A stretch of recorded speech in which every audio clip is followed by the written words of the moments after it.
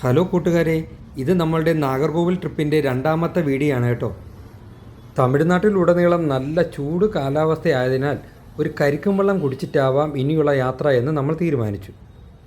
കരിക്കിനും നമ്മുടെ കേരളത്തിൻ്റെ അതേ വില തന്നെയാണ്. ഒന്നിന് 50 രൂപ നിരക്കിലാണ് അവിടെ വിൽപ്പന നടത്തുന്നത്. നമ്മളിരുന്നതിൻ്റെ തൊട്ടടുത്തായി ഒരു അമ്മ ഇരുന്ന് തേങ്ങ റീറ്റെയിലായി വിൽക്കുന്നത് കണ്ടു. എന്നാൽ അവിടെ കയറി വില ചോദിക്കാമെന്ന് വിചാരിച്ച് നമ്മൾ കടയ്ക്കുള്ളിലോട്ട് പോയി.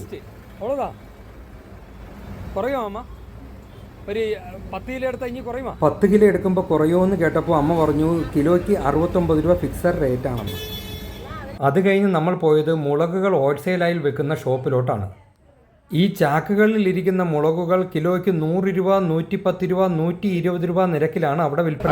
135.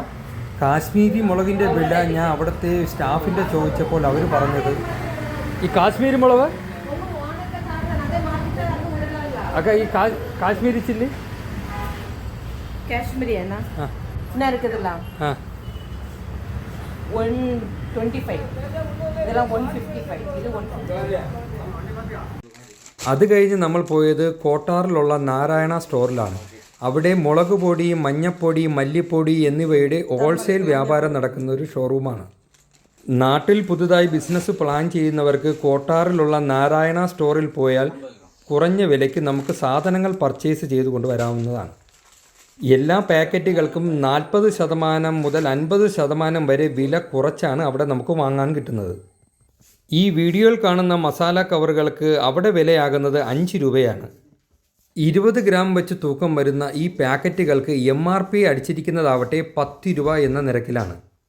ഞാൻ വീട്ടാവശ്യത്തിനായി സാമ്പാർ പൊടിയുടെയും ചിക്കൻ മസാലയുടെയും 2 പാക്കറ്റ് എടുത്തു. ഓരോ പാക്കറ്റിലും 10 എണ്ണം വെച്ച് എനിക്ക് വിലയായത് 50 രൂപ നിരക്കിലാണ്. LG ബ്രാൻഡിൻ്റെ മസാലകളാണ് അവിടെ കൂടുതലായും സെയിൽ നടക്കുന്നത്. ഇവിടെ നിന്നിറങ്ങി നമ്മൾ നേരെ പോകുന്നത് കോട്ടാറിലുള്ള തന്നെ സ്പൈസസിൻ്റെ ഹോൾസെയിൽ മാർക്കറ്റായ ധനലക്ഷ്മി സ്റ്റോറിലോട്ടാണ്. ഇവിടെ നമ്മുടെ കേരളത്തെ അപേക്ഷിച്ച് വലിയ വിലക്കുറവൊന്നും എനിക്ക് തോന്നിയില്ല. അതുകൊണ്ട് അധികം അവിടെ നിന്ന് കറങ്ങാതെ നാഗർകോവിലെത്തി തിരിച്ച് നാട്ടിലോട്ട് യാത്ര തിരിച്ചു. നമ്മളുടെ നാഗർകോവിൽ ട്രിപ്പ് എല്ലാവർക്കും ഇഷ്ടപ്പെട്ടെങ്കിൽ പേജ് ഫോളോ ചെയ്ത് ലൈക്ക് ചെയ്ത് ഷെയർ ചെയ്യാൻ മറക്കല്ലേ.